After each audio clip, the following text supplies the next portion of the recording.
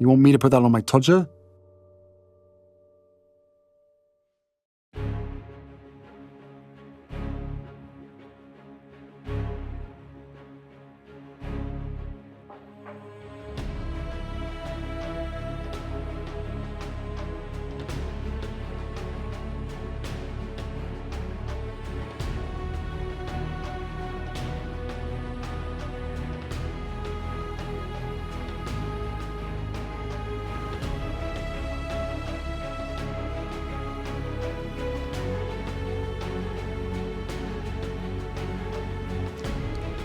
The fight for the charity throne.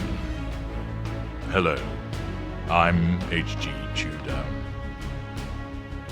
On the one hand, the House of Sussex. A house founded on spin, on the revisions of history, on PR puff pieces, on a ginger prince who has been ensnared by his manipulative handler, his narcissist wife. A woman who will pursue the prime aims at any cost. Now, with her sights set upon the throne of charity, she seeks to govern over the fair city of New York, wielding her power from a charity throne. And yet, who cometh the other direction but the House of Windsor, with the Prince and Princess of Wales, ready to utilize their own charitable endeavours to ensure that the House of Sussex is overshadowed and defeated. The House of Sussex come as usurpers, that they come as pretenders to the charity throne, seeking to do down the good works of the Prince and Princess of Wales. For on this day, both are fighting in different arenas, the United States and the United Kingdom, for the charity throne. This is Game of Charity Thrones.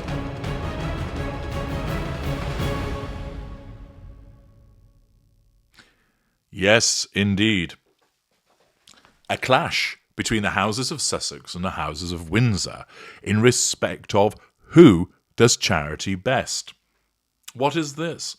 Well, as you know, Harry and his handler are heading to, or may well now be, in New York, and I'm sure there'll be plenty for me to analyse in due course, in relation to their charitable endeavours vis-à-vis mental health, which of course has caused many people to think, yeah, they're not exactly the best advocates for that, are they? And at the same time, the Prince and Princess of Wales are rolling out their own charitable works on the same day. What might this mean? What is going to be the upshot of all of this? Well, Daniela Elsa writes at news.com.au, the Duke and Duchess of Sussex are on their way to New York, and what they've got planned is something the royals must have been dreading. Won't someone think of New York, Daniela Elsa writes. The city that never sleeps looks like it's morphing into the city that can't get rid of members of the royal family, rolling into town to use the city as a backdrop for their own self-serving, scene-stealing, spotlight-hogging ends. Last month, Prince William jetted in to bang the climate crisis drum and prove no man can make waders look even a bit dishy, even someone with a crown coming his way. Schoolchildren rhapsodised to the local news about him, and crowds of hundreds of people stood around in the summer heat to catch a glimpse of the one-day regal pate. A few months before that, in May, New York played host to Harry and Harry's wife, the Duke and Duchess of Sussex's supposed near-catastrophic car chase, a situation which can most politely be described as a train wreck of high emotion colliding with cold, hard facts. The next day, instead of the world's media breathlessly reporting on the Duchess's stunner of a dress and her usual feminism-light spiel, a touch of egg was meeting a couple of royal faces. But there is no rest for the wicked or the city of more than 8 million people, because Harry and Harry's wife will be back next week, with New York set to play a starring role again, in the latest instalment of the never-ending soapy Send in the Crowns.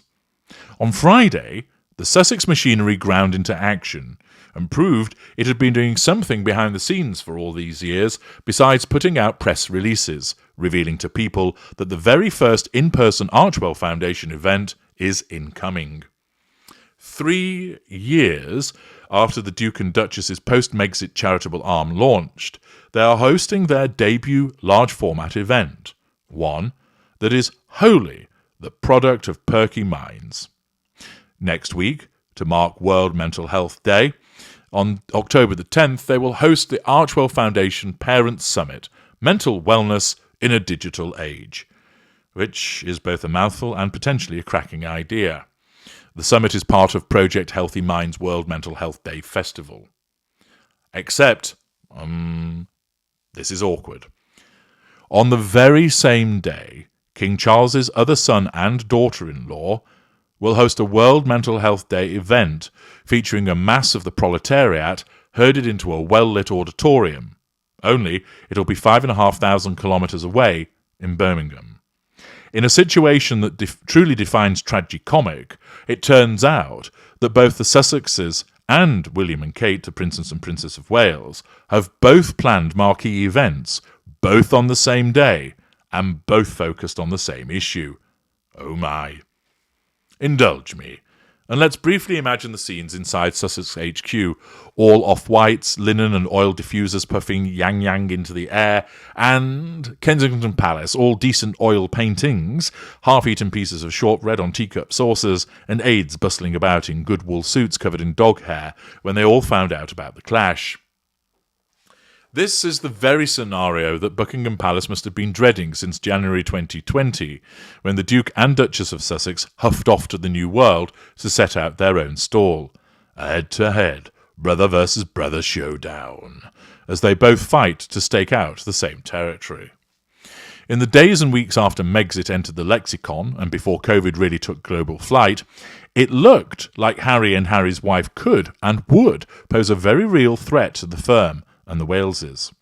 The fear was that the latter would come as looking decidedly dull and plodding as they opened youth centres, while over in the US, the exciting, dashing Sussexes would wholesale steal the show.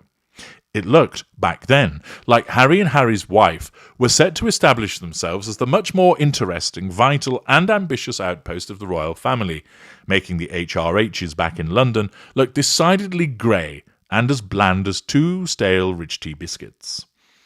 Instead, the Sussexes have managed to achieve nothing of any real charitable note on their Todd, while the Wales' big picture initiatives, Earthshot and Early Years, have positioned them as big picture, blue sky thinking whiz kids. Pausing there, why is this? Well, on the one hand, an empath and a normal have come together, both of which are able to exhibit emotional empathy, and they're not looking for control or fuel. On the other hand, old Ginger Bollocks is given the runaround by his narcissist wife, who's only in it for what it gives her vis-a-vis the prime aims, and the fact that her behaviours has resulted in so many people disliking her, with the consequence that she is always viewed sceptically by so many people. And that has a knock-on effect in relation to the success of what she tries to do. However, Elsa writes, this is only the score so far, and to say that a lot is riding on the event for Harry and Harry's wife would be a bit like saying the Titanic got a bit wet. The Archewell Foundation has, thus far, failed to set the charity world on fire. Hell, it has barely even created much of a spark. Since fleeing Palace Dom to feel their feelings and be paid to do so, their charity engagements have seen them stage quasi-royal outings, often with a photographer in tow, a 2020 Los Angeles charity drive, an LA preschool, an LA War Grave Cemetery, hold very important meetings, the World Health Organization, the United Nations, despite their total lack of official roles anymore, and them occasionally turning up to discuss mental health with the kids, appearing on the Teenager Therapy podcast in 2020, meeting with the local youth group, AHA, Santa Barbara in May. October the 10th could prove an inflection point in this tale. If Harry and Harry's wife and their army of aides, staffers and Warby Parking wearing consultants can pull off a great event, then it could help reframe them in the public imagination after what has seemed like an internal stretch of Sussex nail gazing and on-camera kvetching. So far, they've struggled to truly establish themselves as leading philanthropic lights, but in choosing an issue that A, they obviously care deeply about, no, she doesn't, and B, must affect pretty much every family with children in the United States, they could be about to pull off an impressive reputational reset. I wouldn't hold your breath. The reason being is it's gone too far in relation to Harry's wife. She's beyond redemption. She has done so many things and has been observed with such a level of skepticism and increasing dislike that people are simply always now just going to look at whatever she does, find fault with it, and of course see it for what it is, linked to the pursuit of the prime aims, vis-a-vis her narcissism. Elsa continues, however, by explaining that there's plenty that could go wrong for the Monty Shit Show residents. Birmingham is 5 hours ahead of New York, meaning that William and Kate will get in first.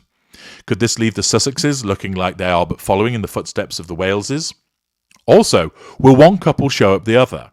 Will one of these talk fests look like a limp facsimile of the other?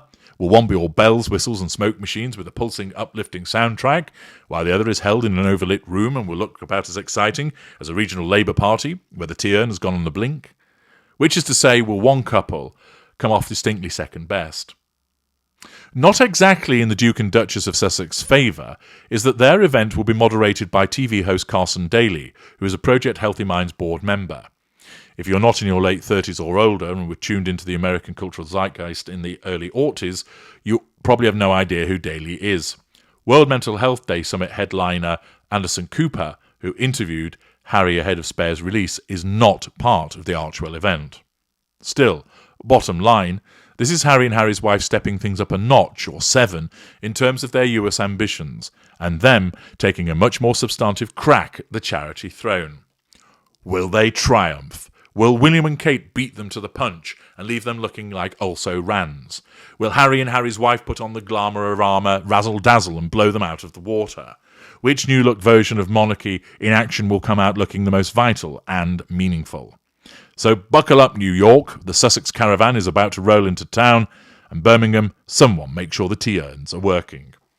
Thus, we have today the clash between the Waleses in Birmingham and the Sussexes in New York.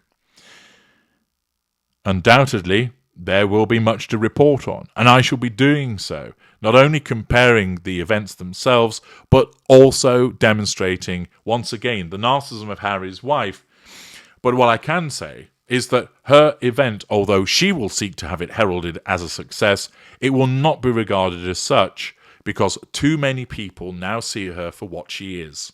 A self-centered, self-absorbed, grifting individual who is unpleasant and only out for herself. And no matter what she does, she is not going to be able to shake that image. More to report in due course as it happens, so keep your eye on this channel. I'm H.G. Tudor. Thank you for listening.